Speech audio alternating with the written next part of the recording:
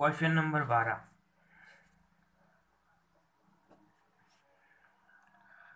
एक इलेक्ट्रॉन व एक प्रोटॉन एक एंगस्ट्रॉम दूरी पर स्थित है। इलेक्ट्रॉन तथा प्रोटॉन की दूरी, एक इलेक्ट्रॉन है, ये एक प्रोटॉन है, इनके बीच की दूरी एक एंगस्ट्रॉम है। तो अब चूंकि क्यू ऑफ ई बराबर क्यू ऑफ पी बराबर 1.10⁻⁻19 कूलम। अब थोड़ा बहुत अंतर रहता है, इसमें 6, 5, 7 होता है, इसमें 6, 5, 4 होता है, लगभग बराबर मान जाता है। इसमें स्थिर विद्युत की में आपको फिर इलेक्ट्रॉन की पहले पार्ट आएंगे, उनमें सही आवेश का मान पता चलेगा। निकाय विद्युत निकाय का द्विध्रुव आघूर्ण है। निकाय का द्विध्रुव आघूर्ण पी वेक्टर कितना है? पी वेक्टर का मान अपन जानते हैं, दोनों के बीच की दूरी डी बरोबर कितने दे रखे, एक एंगस्ट्रॉम बरोबर 1 × 10⁻⁻10 मीटर। पी बराबर D into Q, 10⁻⁻10 into Q का मान दे रखा 1.10⁻⁻19। तो पी वेक्टर मतलब वेक्टर का यूज नहीं किया जाता है इसमें। 1.6 × 10⁻⁻29 कूलम मीटर।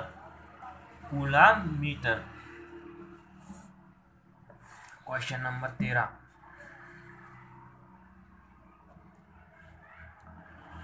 एक विद्युत द्विध्रुव के कारण अनुदैर्ध्य तथा अनुप्रस्थ स्थिति में समान दूरी पर स्थित परीक्षण बिंदु पर विद्युत क्षेत्र की तीव्रता समान का अनुपात होगा।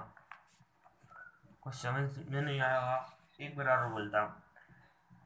एक विद्युत द्विध्रुव के अनुदैर्ध्य तथा अनुप्रस्थ स्थिति में अनुदैर्ध्य यानी लंबवत विद्युत क्षेत्र, एक विद्युत द्विध्रुव के अनुदैर्ध्य मतलब लंबवत, अनुप्रस्थ यानी क्षैतिज, अनुप्रस्थ स्थितियों में समान दूरी पर प्रेक्षण बिंदु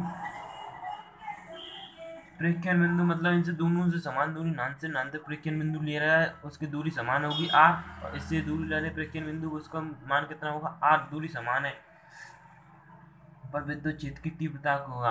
अपन ने पते हैं।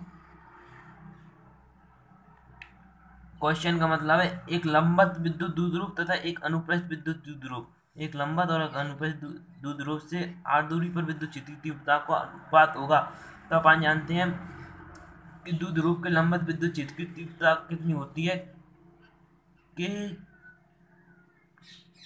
Q K P 2 kp upon R Q होती है।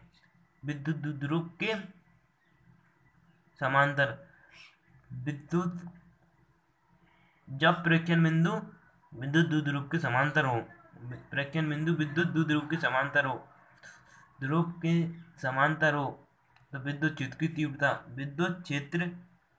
तीव्रता कितनी होती है 2 kp अपॉन आर क्यू। यदि प्रेक्षण बिंदु कितना का हो, लंबवत प्रेक्षण बिंदु लंबवत हो तो विद्युत क्षेत्र की तीव्रता केपी अपॉन आर क्यू होती है। वेक्टर में पूछा जाएगा तो वेक्टर में आर कैप लगाया, तो विद्युत क्षेत्र की तीव्रता का अनुपात, पहले अनुदैर्ध्य पूछिए फिर अनुप्रस्थ पूछिए। तो अनुदैर्ध्य विद्युत क्षेत्र की तीव्रता, अनुदैर्ध्य विद्युत क्षेत्र की तीव्रता अनुपात विद्युत क्षेत्र की तीव्रता अनुपात अनुप्रस्थ विद्युत क्षेत्र की तीव्रता, अनुप्रस्थ विद्युत क्षेत्र की तीव्रता। अनुदैर्ध्य मतलब क्या होता है, मैंने आपको पहले बता दिया। लंबवत विद्युत क्षेत्र की तीव्रता कितनी है, kp अपॉन आर क्यू अनुपात 2 kp अपॉन आर क्यू मतलब 1/2 आंसर है इसका। Question number 14। क्वेश्चन नंबर 14 क्या कह रहा है,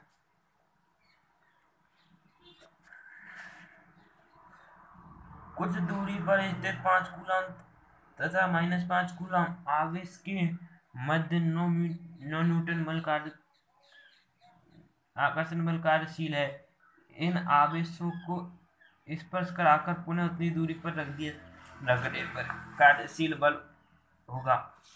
क्वेश्चन नंबर 5 और क्वेश्चन नंबर 14 में कुछ समानता है। कैसे? उसमें भी दोनों आवेशों को स्पर्श कराकर समान दूरी पर रखा जाता है और इसमें भी दोनों स्पर्श आवेशों को स्पर्श कराकर समान दूरी पर रखा जाता है। तो हमें हमें पता है कि जब जब आवेशों को स्पर्श कराकर समान दूरी पर रखा जाता है तब दोनों पर आवेश Q बराबर होता है Q1 प्लस Q2 अपॉन 2 के। तो Q1 को मान दे रखा 5 कूलम प्लस Q2 को माइनस 5 कूलम अपॉन 2 बराबर 0। तो पूछा कहा आपसे